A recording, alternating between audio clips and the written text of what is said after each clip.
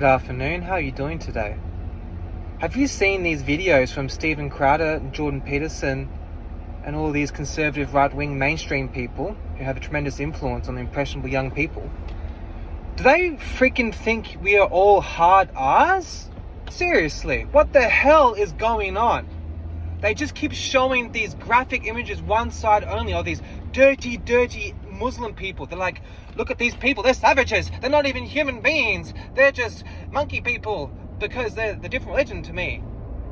It's really shocking. They think their audience has an IQ of 60. It is really uncouth and disrespectful, because obviously, if you want to actually appear that you care about people's feelings in their lives, why wouldn't you show both sides of the story? Why do you keep showing Douglas Murray? Why do you keep showing one side of the story? It seems like you have a hidden agenda, a vested interest in this.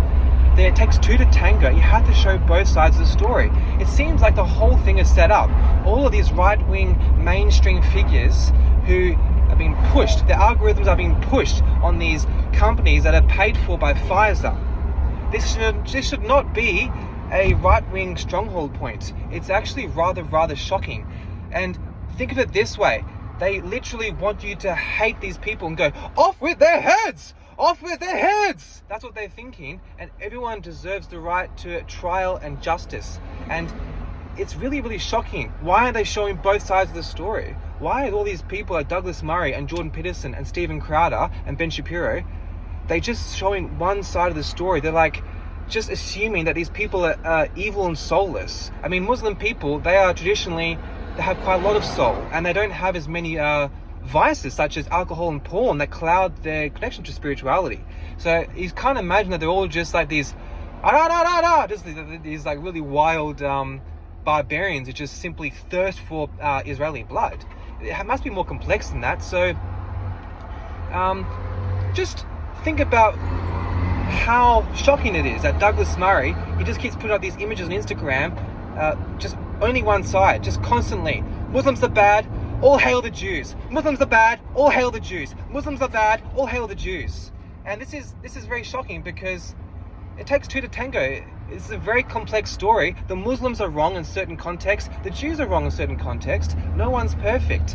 Perhaps they've both made some mistakes along the line. But let's follow the money trail and look at the big picture. Ukraine, since this whole issue started with Israel and Palestine, even though it's been going on since 1947, but we're only hearing about it now. But think about this. There's been hundreds of thousands of innocent Ukrainian and Russian men had their lives taken from them in the name of some arbitrary war, because America and NATO got involved and said, we need to get involved. We need to kill all these young Christian Soviet men. They need to be wiped out of the gene pool. All the men are gone, but all the Soviet women are still there. And who has the most prime women in the world? Soviet women. Everyone knows the highest grade of woman is Eastern European. And so now you've got this entire continent with the most fertile land in the world, and all the men are gone.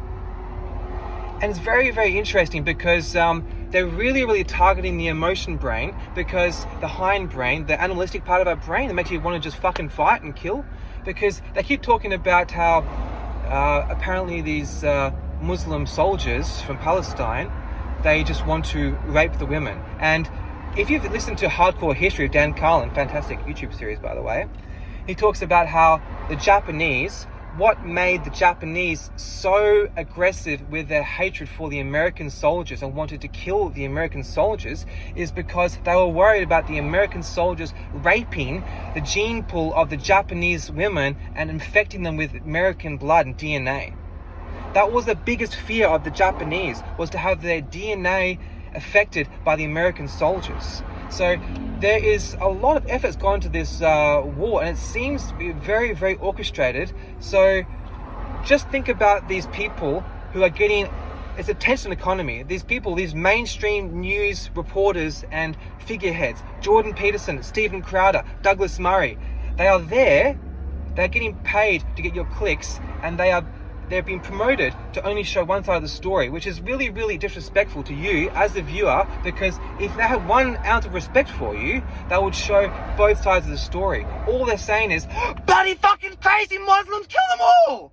That's all they're saying. Off with their heads! Off with their heads! And it's like, Dude, are you sure we should just be saying off with their heads? Can't we just take a step back, take a deep breath, and look at what's going on here?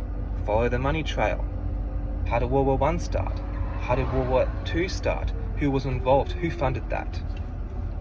Two sides to every story. No one's good and purely good. There's a little bit of evil in everything.